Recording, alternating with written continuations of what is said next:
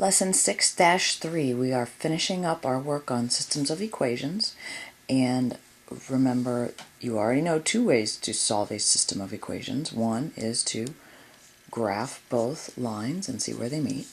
The second way is to substitute what you know about one variable in the second equation and simplify. The third way that we're starting today is elimination. This one is my favorite. It's the most elegant. Take a look at this system of equations. We have 2x plus 5y equals 17, 6x minus 5y equals negative 9. Do you see this plus 5y and minus 5y? Wouldn't it be awesome if we could just add these two together? Because look at what happens. 2x plus 6x gives us 8x. 5y minus 5y gives us 0. 17 minus 9 gives us 8. 8x equals 8. X is equal to 1. Oh. And then we could substitute 1 back into either equation and end up, either way, with y equals 3. So then we have the solution to this system of equations of 1 and 3.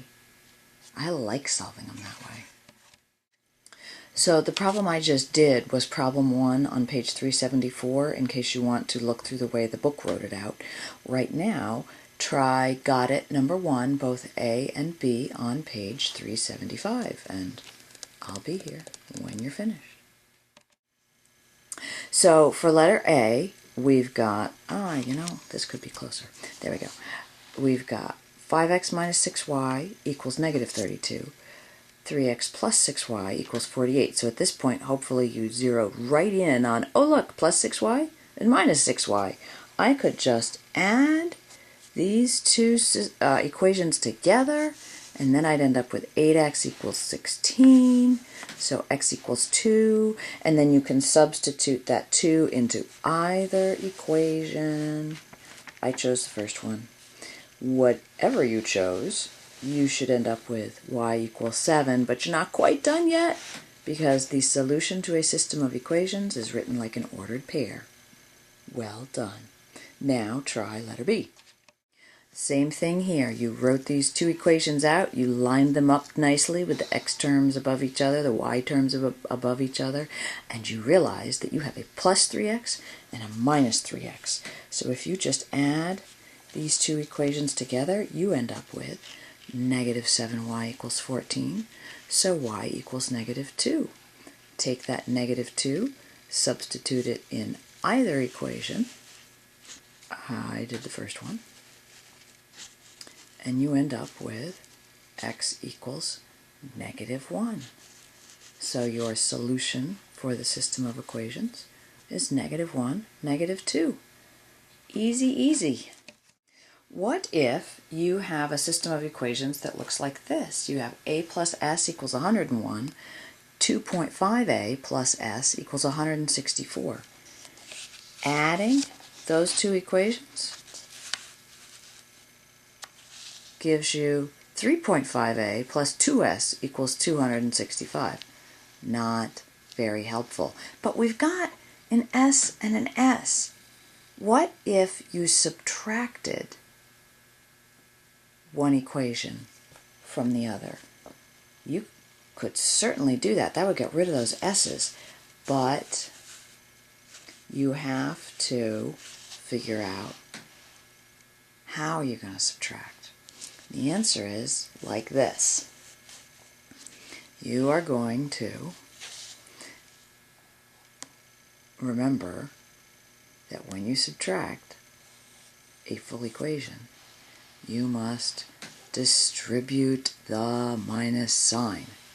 You must distribute the minus sign, or else you will get this all goofed up. And when you distribute the minus sign, this becomes this, negative 2.5a minus s equals negative 164. Don't forget the other side of the equal sign also has to flip. And this is perfectly legal because you did the same thing to both sides of the equation. So now that you've got this equation,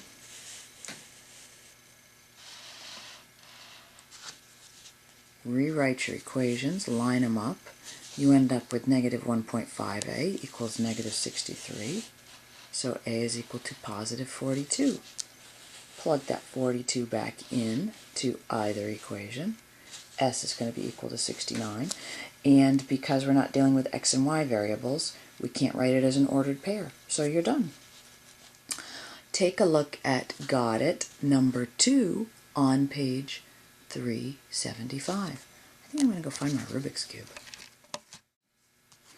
Got It number 2. The two equations you should have started with are 2c plus 3t equals 130, 2c plus 5t equals 190. Adding these won't do any good. We'll end up with 4c plus 8t equals something really big.